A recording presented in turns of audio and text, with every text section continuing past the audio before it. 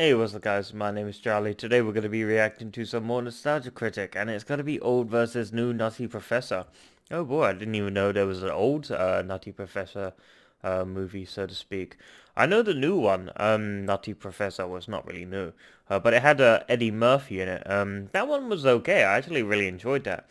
It was really cheesy, it was really wacky, but I thought it was okay.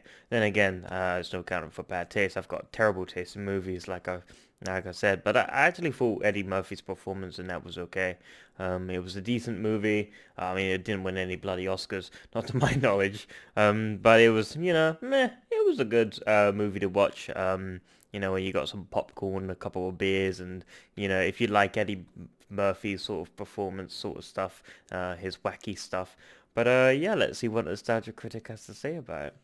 Let's go. Hello, I'm the Nostalgia Critic. I remember it so you don't have to. And welcome to another installment of Old vs. New.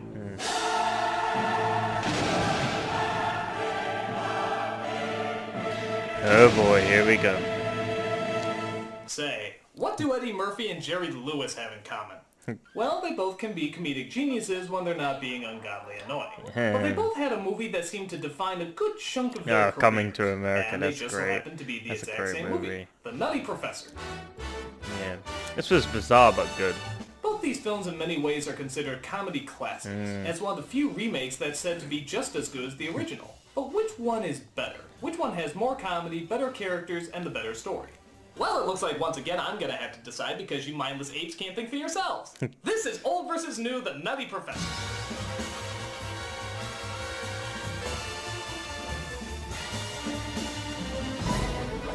Okay.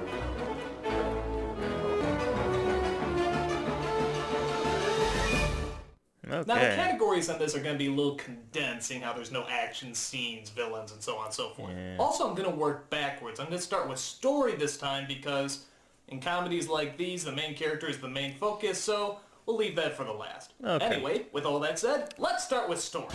Okay.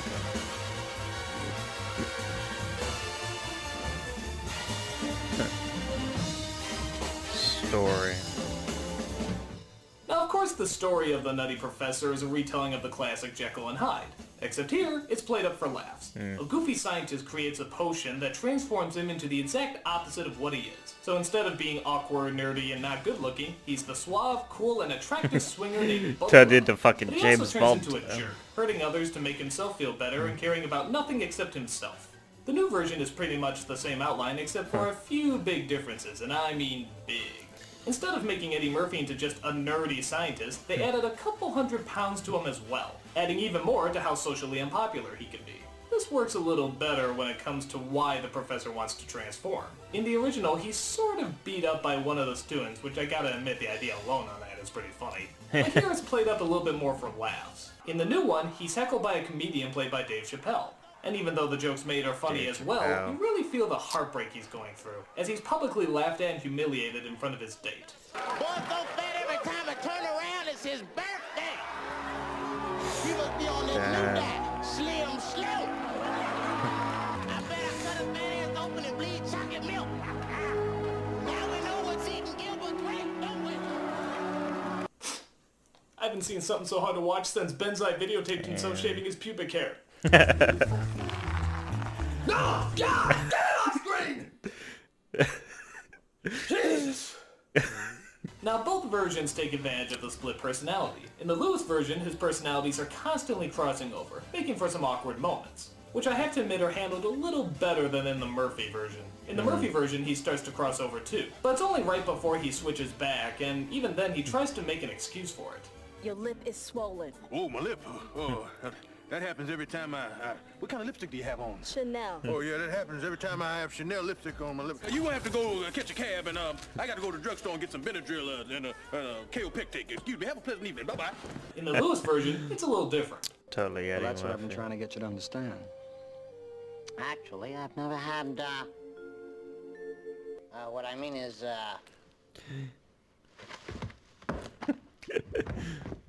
That is hilarious. There's no explanation, no excuse, he just bolts. That's funny as hell. In fact, I was impressed at just how unpredictable the Lewis version was. It didn't always follow the traditional comedic story. It actually throws you for a few loops. The Murphy version is a bit more traditional. The geek is in love with the beautiful woman. She finds him awkwardly charming, but some misunderstanding takes place where she suddenly hates him. I really hate those misunderstandings. They just slow things down. You know he's gonna get her in the end anyway, so why waste our time?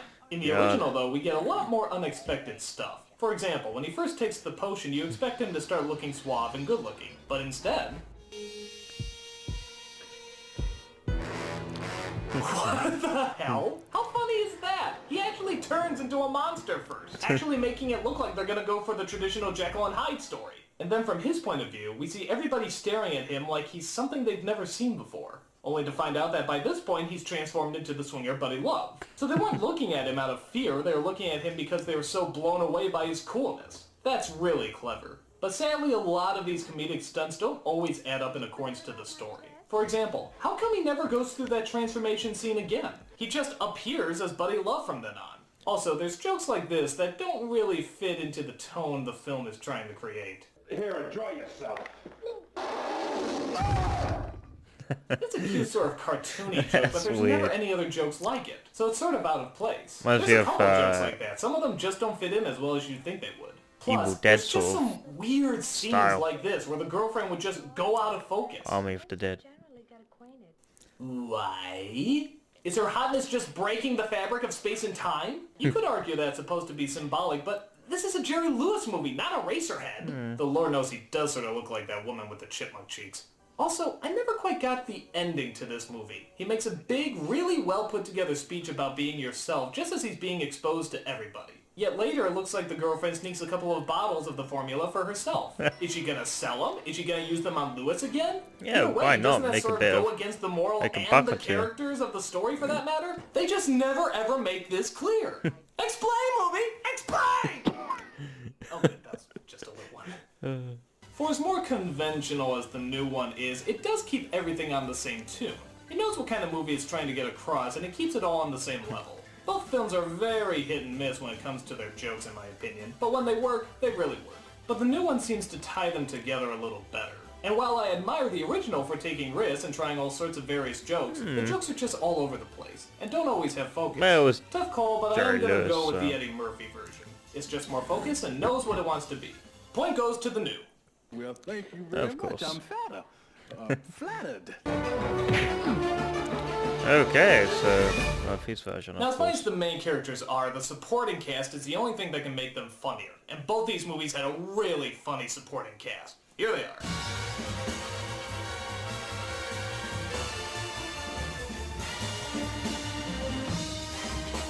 Oh boy, supporting cast. First, let's take a look at the love interest. In the original, the professor falls in love with one of his students, which I have to admit is a tad creepy. I don't know, there's something about a teacher fantasizing about someone supposedly half his age is a little unsettling. Like, remember that countdown of the Olsen twins counting down to when they finally turn 18? Dude, you knew them when they were troll children. Why would you want to bonk that?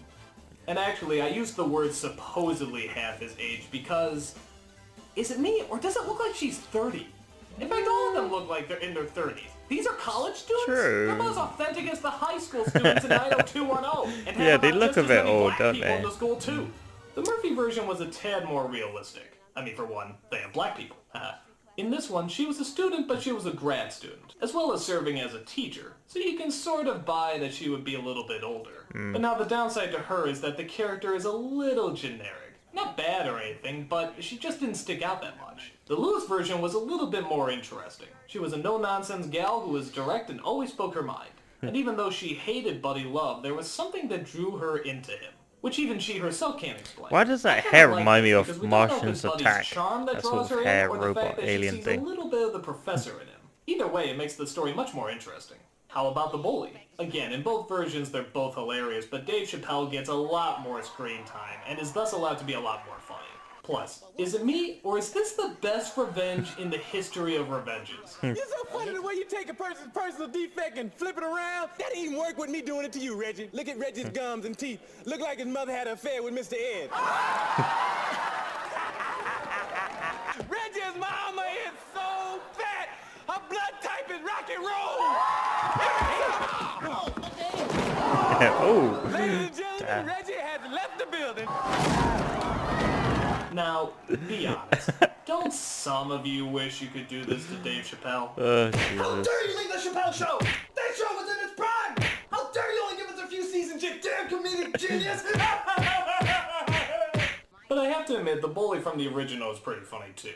It's just so strange how a student would abuse a teacher like this.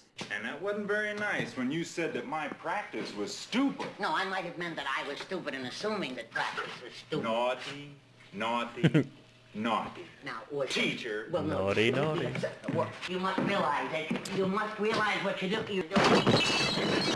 But his revenge is only reduced to a talking down to, and that's not nearly as funny. Chappelle is obviously the funnier guy here. But for me, the most hilarious character is the Dean from the original. I just love how stereotypically white he is. This is the over-the-top tight ass who always wants everything to run smoothly. Do you happen to recall what that additive was? And nitroglycerin. The results were? Negative. And? Noisy. Noisy? We've seen this character a dozen other times in a lot of other films, but the timing and exaggerated delivery this guy has just makes him unbelievably funny. The Dean in the other movie is good too, and he certainly has his strong moments. Comfy? Quite.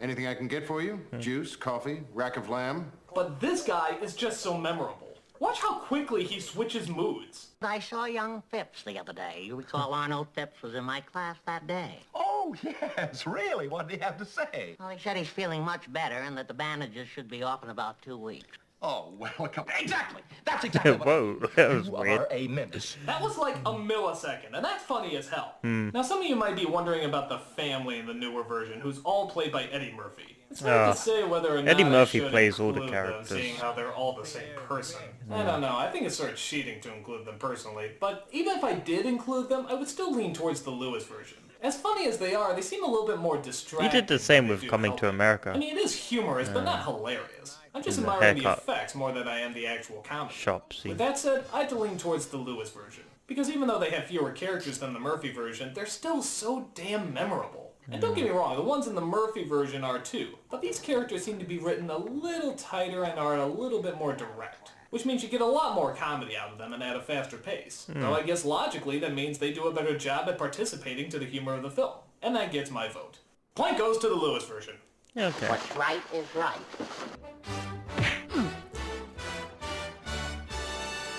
Lewis version gets a And now point. for the big deciding point, the comedic lead. Which one of these guys was not only funnier, but had a lot more heart in its character? This is the main lead.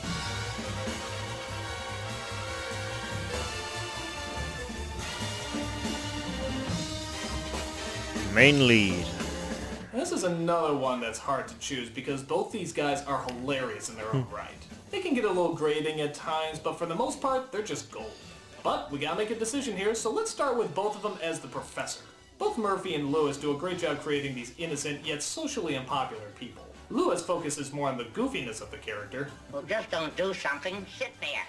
That is, class dismissed. while Murphy focuses more on the fragile human side. Seem to have messed myself. I mean, I haven't really messed myself. I mean, I messed my shirt up. But to be fair, that's not to say Lewis doesn't at times either. Like I said, his ending speech I think is one of the most vulnerable moments ever put on film. And because he doesn't have to wear a fat suit, he's also allowed to do a lot more fast physical humor. There's physical humor in the new version as well, but it's mostly special effects related. Now granted, Lewis's voice can get pretty annoying at times. Yeah, he Now just... that you bring it up, Sure, the Lewis. additive was, specifically 3 parts carbon, 5 parts hydrogen, 1 part nitrogen, and 3 parts oxygen. Thank God we never saw Jerry Lewis's extended family in this version. No, God. No, that'd be crazy. But then again, I guess the professor's voice is supposed to be a little annoying. That was sort of the idea. And it never does shadow the kind hopelessness that the character possesses. I don't know, for me it's kind of a tie, as I feel really sorry for both of them, and yet I also find them both incredibly funny. But let's take a look at the other persona, Buddy Love. These two couldn't be more different. Lewis plays him as this smooth swinger who acts like nothing impresses him. I know what you're thinking.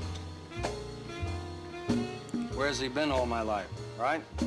Murphy plays him like an eccentric billionaire who can do whatever he wants and enjoys every second of it. Take a break, nigga, Reggie. Take the Everly Brothers with you. Come on. It's showtime! But this is where I really have my problem. And believe it or not, it's not with the Murphy version, it's with Lewis's. I know what he's trying to do, sort of a satire of Dean Martin, playing it so cool that he's able to get away with murder. Martin, The God, thing he's is, though, awesome. that I buy the part of him that's supposed to be a jerk, but I don't buy the part about him being suave. He just seems like a rich asshole. There's nothing charming about him at all, which is weird. He's a good singer, fancy dresser, can defend for himself, even if he does punch like a girl. So what's wrong with him? I think this comes from the fact that nothing about him seems confident. It seems like an act. Whenever I look at him, I feel like here's an insecure douche who's trying to look like a not insecure douche, and yet still comes across as an insecure douche. Douche. What'll it be? Aw, that's no way to talk. What'll it be? And don't get me wrong, Murphy's version is a douche too. But at least he has a lust for life. He enjoys everything. He's the kind of person you want to go partying with. You can understand why people would want to be around him. And if he hurts your feelings or anyone else's feelings, hell, at least you have a lot of fun through it. I don't get that with Lewis. It seems like a wimp who's trying to act like a tough guy, and that shouldn't be. Everything about him is written right, and I love the way he just appears in the room. You ever notice that? He never walks in, he just sort of appears. But I just never believed he was a cool jerk. Now there's lots of people that can pull off the cool jerk and still seem confident, like Jack Nicholson, Orson Welles, Marlon Brando, that bitch from Peanuts, but I never got it out of Lewis. Murphy's version, while certainly wild and over the top, still seemed likable, even when he was doing horrible things. Tough to say because I love both versions of the Professor so much, but I think Murphy's is just a little bit more believable, and therefore more identifiable, even if he is a wild pain. And like I said, I love both of these movies a lot, but if you had to twist my arm and force me to choose, I'd have to go with the newer version. Mostly because Murphy's characters just seem more complete. And on top of that, the film just seems more focused. True, there are many moments in the old that are funnier, and if it hadn't been for the original version, this one wouldn't even exist. But this just seems like the more complete film, and it gets my vote as the better movie. The Eddie Murphy version, the superior comedy. Oh, Hercules, Hercules, Hercules. And that's my old versus new on the Nutty Professor movies. I hope you like this show, and... the parents of that Peppermint Patty kid. Because they didn't like what I said about their daughter. Oh, God. Hello? What? I can't understand you! Why don't you stop blowing a horn and fucking talk to me? Who does that? Who talks to people as a horn? Okay, you're really freaking me out now. Stop it! Oh, God. Stop doing that! Just stop doing that. Jesus, turn that off. Speak English to me, don't! My ears, please. I'm a nostalgia critic. I remember it so you don't have to. Who does that? Who talks to a fucking horn? Oh, hold on, let me get my clarinet. We can have a proper conversation. Shut up!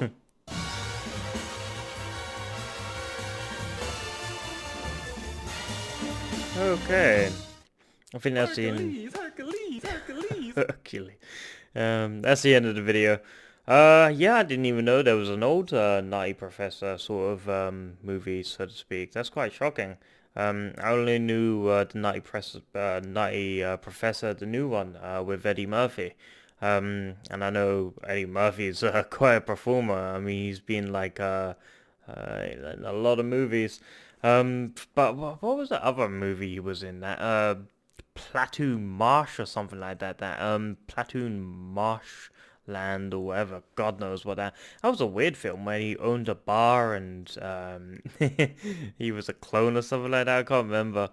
But that was actually pretty good. A lot of people hated that movie, but I thought it was a respectable movie. Well, not really respectable. It was bad, but I thought it was, it was a good bad, a cheesiness.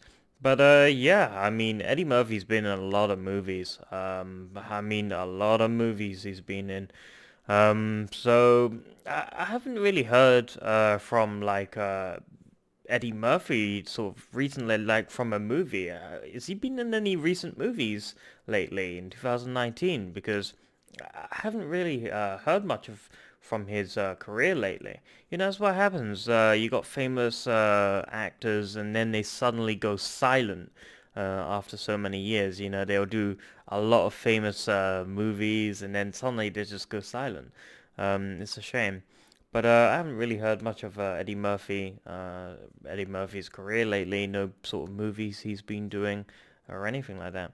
But either the case, Nutty Professor was it was a good movie. I really did enjoy it. I mean, it was cheesy, it was weird, wacky, but it was okay. I mean, yeah, why not? Put it on. But yeah, if you're like a Eddie Murphy fan, then like I said, go for Nutty Professor. If you can't get enough of Eddie Murphy. What was it? He was also in like Daddy Daycare as well. That was totally awesome. But yeah, if you like this video, make sure to give a like, comment down below, and make sure to subscribe to my channel if you enjoy my content. I'll see you guys in the next video. Peace.